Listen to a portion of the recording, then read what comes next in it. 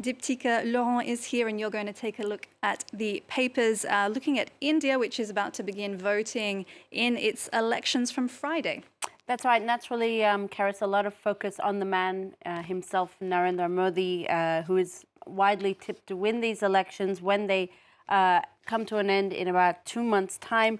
The Asian Age, an Indian newspaper here, focusing on his words here yesterday. That was at a campaign in Assam, in which he told voters that his party has achieved more in 10 years than that of the Congress Party, which is India's main opposition party, than what that party has achieved in 60 years in Assam, pointing to investment in semiconductor manufacturing and infrastructure in the region. The Deccan Chronicle, another Indian daily, focusing on the leader here. This is a leader of a southern state of India who vowed that a Modi defeat would be beneficial for the southern states.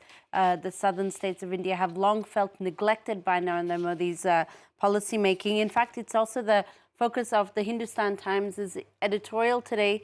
The paper focusing on Tamil Nadu, the southern state, the most populous southern state in India, which also has the largest number of seats in the parliament of all the southern states. Tamil Nadu has been an outlier in national politics, the paper says, due to its linguistic subnationalism. Basically, here, the regional language of Tamil, not Hindi, dominates, and Modi's party has never quite managed to conquer the state politically.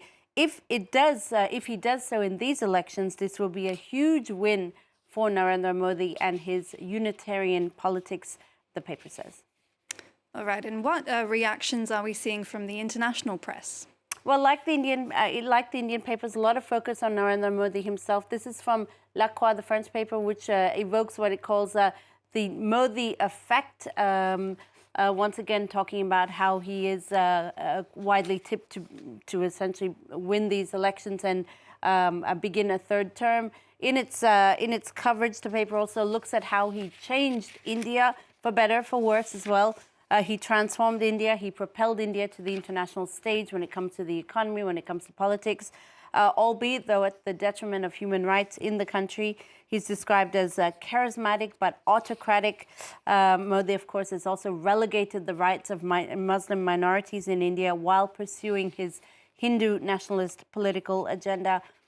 La Croix says, while The Guardian today, the editors of The Guardian today remind us of the extreme measures that the Prime Minister took during this electoral campaign to prevent the opposition from campaigning. He froze their bank accounts, there were arrests, there were arbitrary prosecutions as well, noting that for Indians, though, the main concerns are unemployment and inflation, on which issues Modi has a poor record. Not to mention, people feel that corruption has also swelled under his leadership. So the arbitrary arrests of his opposition, of his competitors, might indicate that he has much to worry about these elections. And just to end this India section on Le Temps, that's a Swiss paper's front page, which looks at the links between politics and cricket in India.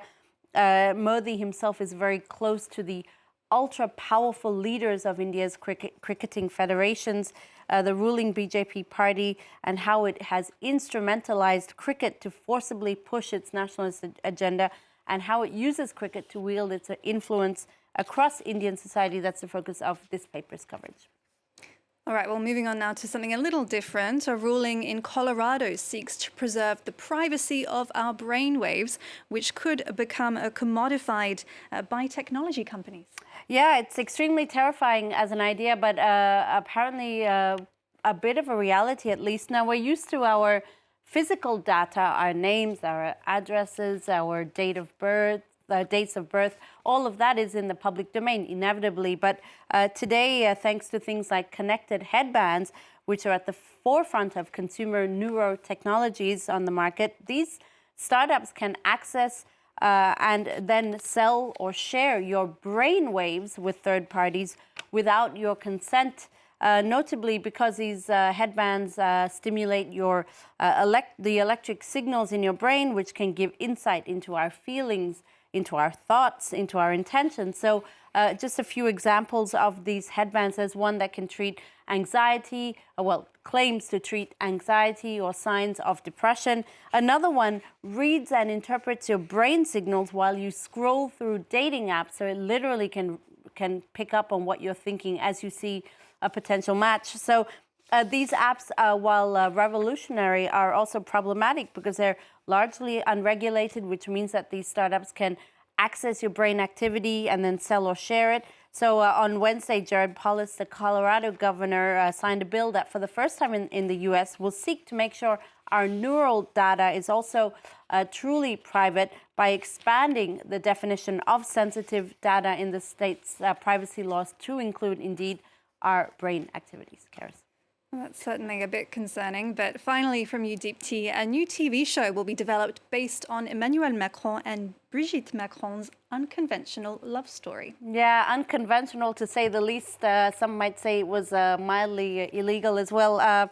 Film company Gaumont is reportedly making this limited series, which will trace how the couple met when Macron was a teenager. Brigitte Macron was his married teacher, 24 years his senior. He was also friends with her daughter. So a lot of links there. Their love story, of course, spanning decades. And the TV show, the limited series TV show, will focus on their relationship, which also scandalized the northern town where they lived at the time for obvious reasons. But what's interesting is that it also breaks with the French taboo of by producing this fictional depiction of the private lives of a sitting French president and his first lady. All right, well, I think we might have to give that one a watch. Thank you for that press review, Deepti Laurent.